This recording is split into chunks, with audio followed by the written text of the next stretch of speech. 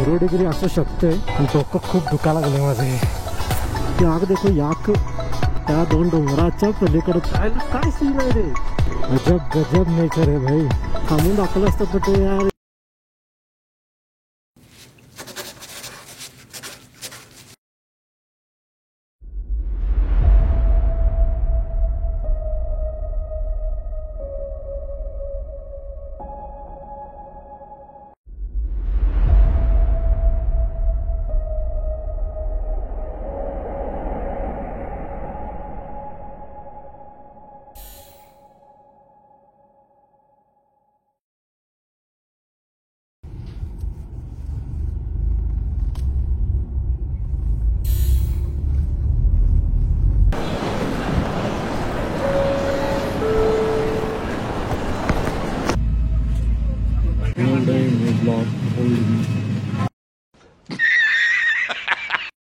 Attention passengers, we've now reached our destination. We hope you enjoyed the flight and have a nice day.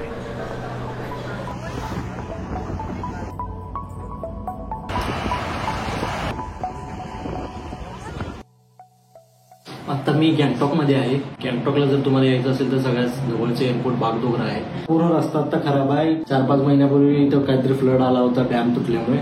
त्यामुळे रस्त्याची सगळीकडे कामं चालू आहे. ट्रॅफिक आहे, छोटा रस्ता आहे, पूर्ण घाट सेक्शन आहे. त्यामुळं मिनिमम 5 तास तरी लागतात. ट्रिप आहे ती पूर्ण बाईक ट्रिप प्लॅन केली आहे मी. आणि ऍक्च्युअल ट्रिप उद्यापासून स्टार्ट होणार आहे. सो काय ट्रिप प्लॅन केली मी ती उद्या कळेल तुम्हाला, कारण उद्या मज्जा येणार आहे. कारण उद्या घेणार आहे बाईक.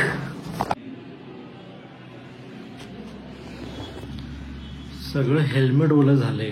फ्लाईटमध्ये कोण शहाणा माणूस होता त्यानं बाटली ओपन ठेवला, जरा लूज होतं वाटतं, आणि सगळं पूर्ण हेल्मेट ओलं झालंय. आणि आता इथे एवढी थंडी आहे की वाळायचं नाव घेणं झालं. आता हे उद्या कसं घालायचं मला हा प्रश्न पडलाय. लेट झालाय मला थोडा, आणि कारण इथं बाईक येणार होते ते आलेले नाही आहेत. त्यामुळे आम्हाला जाऊन पिकअप करायला लागणार आहे बाईक. आणि आम्हाला जो चेक पॉईंट क्रॉस करायचा होता तो सकाळी 10:30च्या आत करायचा होता, आणि आत्ता वाजले जवळजवळ 9:30. त्यामुळं खूप टाईम कमी आहे.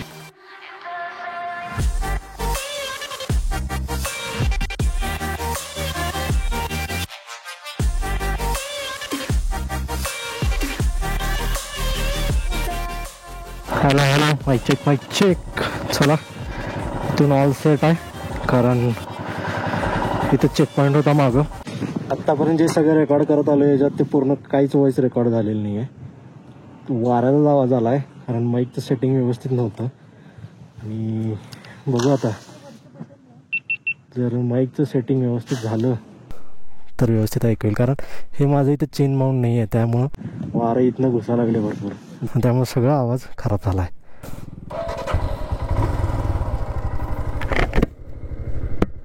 आता जरा वरती घेतलाय माईक मी, बघू. आणि बाय द वे आजच्या दिवसाची जर्नी असेल अराउंड 110 किलोमीटर्स आहे. मग त्यामध्ये ते समो लेक आहे, आणि 1-2 नथुला पास वगैरे आहे, बाबा मंदिर आहे काय तिथं. ते गेल्यावर तिथं तुम्हाला सांगतो काय हिस्ट्री आहे त्याची. आणि लास्ट पॉईंट आहे तो आजचा स्टे आहे झुलुकला.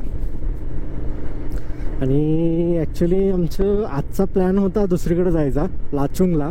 पण अनफॉर्च्युनेटली काल पाऊस खूप झाला तिकडं, आणि पाऊस झाल्यामुळं रस्ते जरा क्लोज झालेत.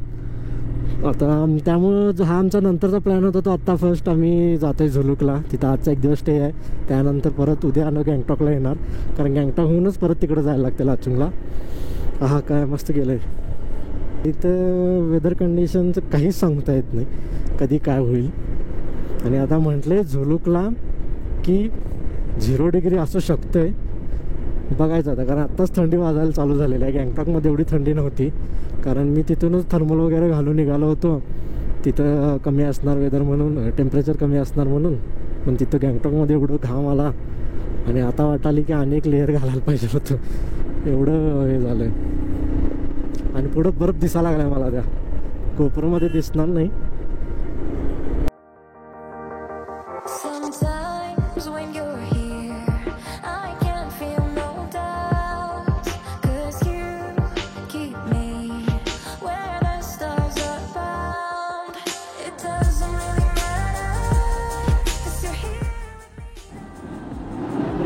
आता एक 5-10 मिनटं पाण्यासाठी वगैरे जरा वॉशरूमसाठी. बाकी इथून आता जो छांगू लेक आहे तो जवळ एक 20 किलोमीटर आहे. 20 किलोमीटरपेक्षा कमीच असेल, 16-17 किलोमीटर राहिला असेल. आणि माहोल तर एकदम पूर्ण चिल्ल आहे.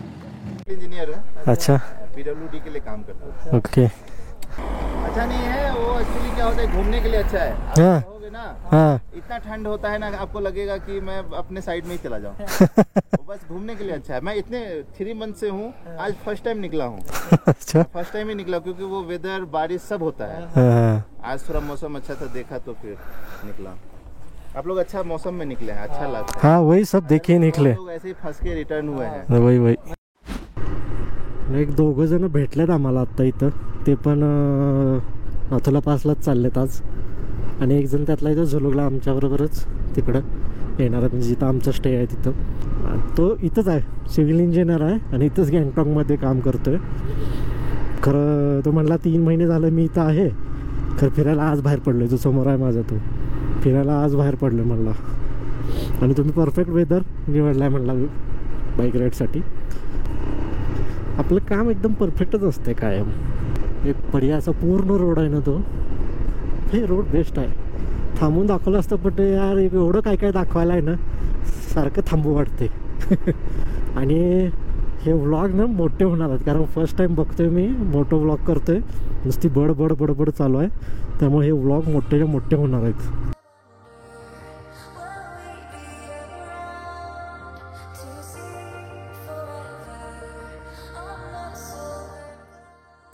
आणि हे सगळं बर्फ कधीच जमून बसलेला इथं. खूप जुना बर्फ आहे, हे अजून इथं खालपर्यंत आहे. याक दिख गया गाइस, याक देखो, याक. ते पूर्ण मिलिटरी एरिया आहे. हे जिथे बघाल तिथे मिलिटरी आहे सोड इथं, आणि इंडो चायना बॉर्डर असल्यामुळं. आणि हात ग्लोव्ज घालून पण एवढी थंडी वाजायला लागली, सुन्न पडायला लागले हात इथंच. तिकडं पुढे गेल्यानंतर काय होईल हालत राव. जो डोंगर समोर होता तो आता या साईडला आला आहे, आणि तो डोंगर त्याला साईडला क्रॉस करून मी पुढे चाललो आहे. आणि मे बी मला वाटतं हे 2 डोंगर आहेत ना, त्या 2 डोंगराच्या पलीकडं तो लेक आहे. कारण इथनं 4-5 किलोमीटर राहिला आहे आता. लेक खाली आहे आय गेस, आणि इथं रोपवे आहे फक्त.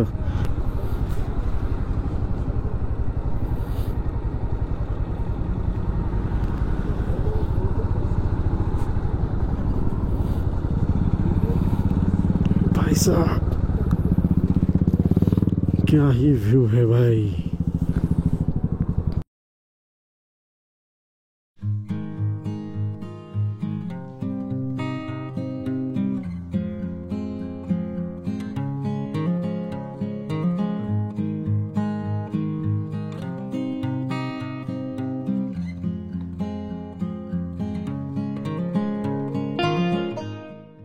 हे आजचा फर्स्ट पॉईंट आहे इथला, छांगू लेक म्हणून. आणि प्रॉपर नोव्हेंबर-डिसेंबरला हा लेक पूर्ण फ्रोझन असतो. आता पण इथं वरती सगळे जे बर्फ आहे ना, ते त्यावेळेचंच बर्फ आहे अजून.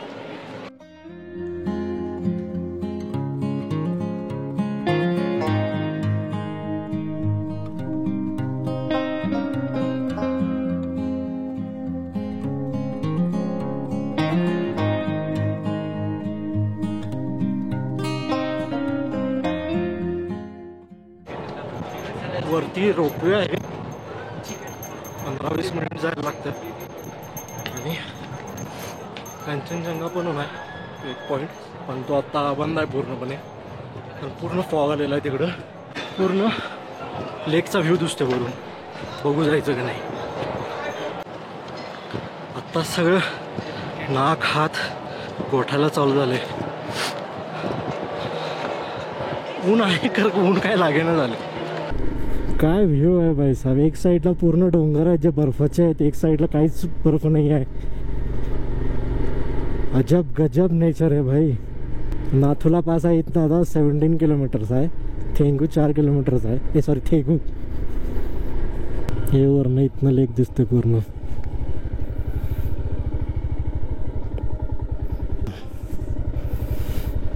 हे पूर्ण इथं वरनं लेक आहे. त्या लेकनं आता हे असं करत आलो.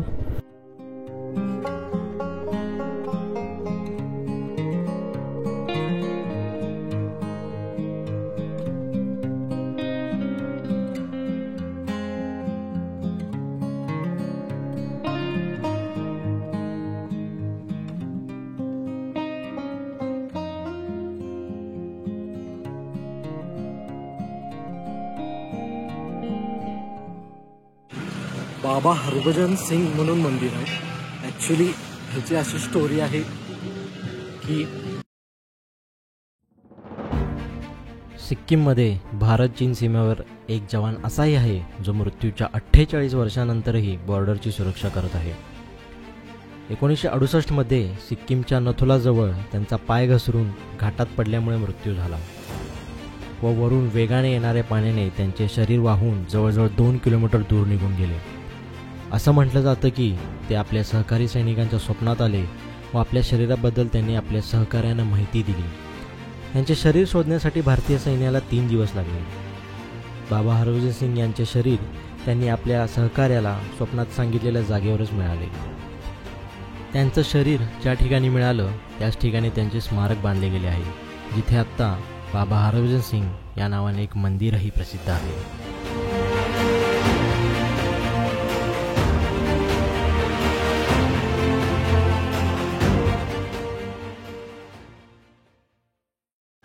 एक वियर्ड चीज आता एक्सपिरियन्स केलो.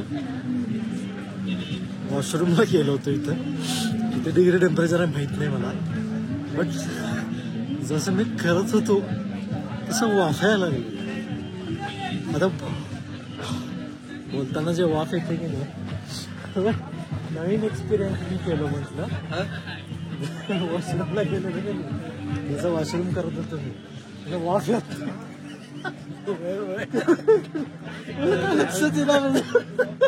असं तू वाफ कशी ते काय वेळाच एक्सपिरियन्स झालं.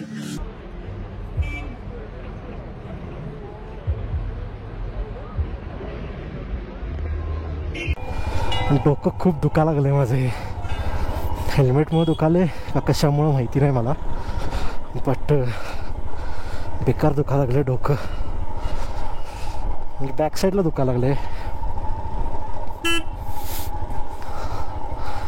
हेल्मेटच नीट बसलं नव्हतं त्यामुळं डोकं दुखायला लागलेलं. बाकी लय फाटल्या, लय थंडी आहे राव.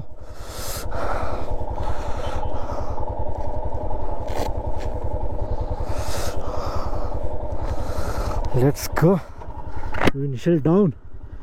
चलो भाई, इस नज़ारे को एंजॉय करो.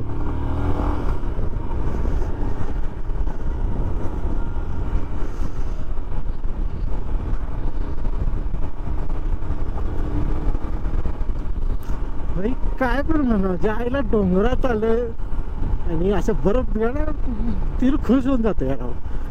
सगळं विसरते मागचं. मजा आहे रे. खतरनाक एक्सपिरियन्स आहे रे. तिथं पण सनसेट व्हायला त्या साईडला आय गेस, आणि इकडं लेक एक आहे अनेक. ॲक्च्युली विषय कसा आहे, इथं इकडचा टाईम झोन वेगळा आहे जरा, म्हणजे असायला पाहिजे आपल्या इंडियात की इथला टाईम झोन वेगळा. कारण इथं ऑलमोस्ट सनराईज सकाळी 4:30-5 वाजता होते आणि सनसेट खूप लवकर होते. ते पण तसं म्हटलं तरी 4-5ला सनसेट होते असं म्हटलं तरी चालेल. आणि हे पूर्ण ऑफ रोड आलेलं आहे भाई. हीच तर मज्जा आहे बाईक घेऊन यायसाठी. हां, मी काय म्हणत होतो, आणि त्यामुळे 6ला पूर्ण अंधार झालेला असतो इथं. मग टाईम झोन जरा वेगळा, कारण हे वेस्ट साईडला आलो आहे आम्ही, त्यामुळं वेस्ट साईडला जरा आहे टाईम डिफरन्स. म्हणजे ॲक्च्युअल टाईम डिफरन्स नाही, बट वेदर कंडिशन नुसार बघितलं तरी तर लवकर अंधार होतो आहे. तिकडनं फॉग यायला चालू झालं आहे पूर्ण. म्हणजे जे डोंगर आम्हाला लांबनं दिसत होते हां मगाशी, ते तिथं वरतीपर्यंत आलेलो आहे मी आत्ता जरा जरा.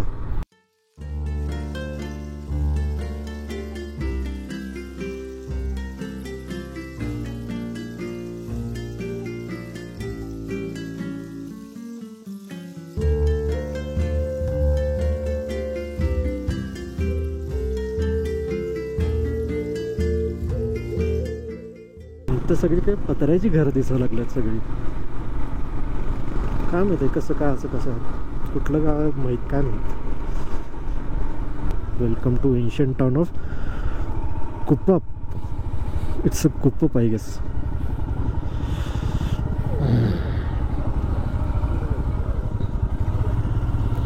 इथे एक चेक पॉईंट आहे, इथे दाखवायला लागते झुलूकसाठी. पण माझी पूर्ण इनिशियल हेल्मेटची फॉग नाही झाल्या. बंद केलं. चेकपोस्टला जाऊन देत नव्हते, सीनच झालेला. कारण 3च्या आत जावा म्हणत होते, 3:20 झालेत आत्ता. त्यामुळं नाहीच म्हणले, परत जावा म्हणत होते. कसं तर रिक्वेस्ट केली त्यांना. जायला काय सीन आहे रे, पूर्ण फॉग आला लागला सगळा. गोप्रोची बॅटरी हळूहळू डाऊन व्हायला लागल्या.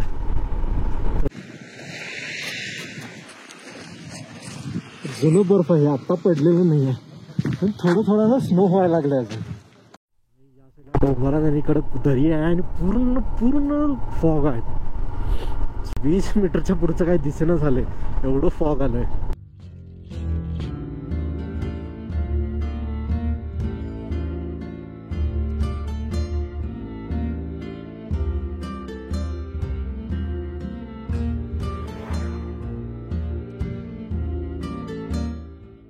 अर्धा पाऊण तास झालं अशाच वेदरमधनं गाडी चालवता यायला लागलं. हात बी सगळे जाम झालेत, पॅन्टमध्ये एवढी थंडी गेली. दादा पण उडवायला लागल्यात. आता अजून इथून 13 किलोमीटर आहे झुलूक.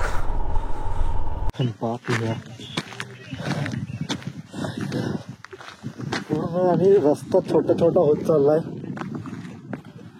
आणि काहीच दिसेना पुढचं. 20-30 मीटरच्या पुढे काय दिसेना झालं. पूर्ण हात कसा झाला बघा. हे आमच्या बाईक्स.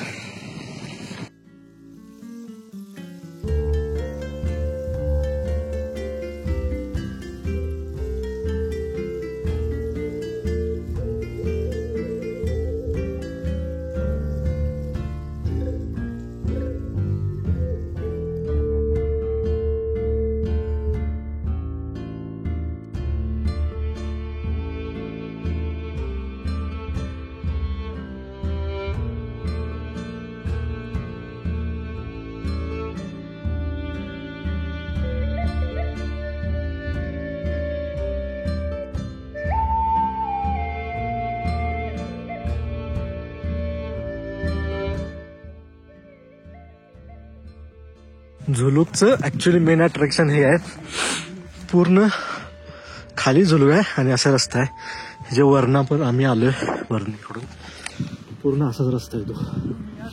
आणि तेच मेन झुलूकचं अट्रॅक्शन आहे असं मला वाटतं. बाकी पण असेल, बघायला पाहिजे. थंडी तर जाम झालं पूर्ण. आणि सीन एक नंबर आहे. हॉटेलमध्ये पोहोचलोय आत्ता.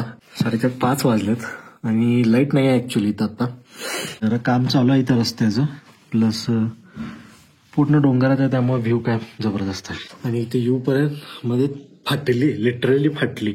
म्हणजे एवढं धुकं होतं म्हणून सांगू. आणि त्यामुळे काय दिसत नव्हतं पुढं. आणि पूर्ण हात बीत सगळे आत्ता जरा ठीक झालेत. आता हलवतं तर येते असा हात जरा. तर मगाशी एवढं सुन्न पडलेले हात की काय सांगू. खरं एक्सपिरियन्स एक नंबर होता.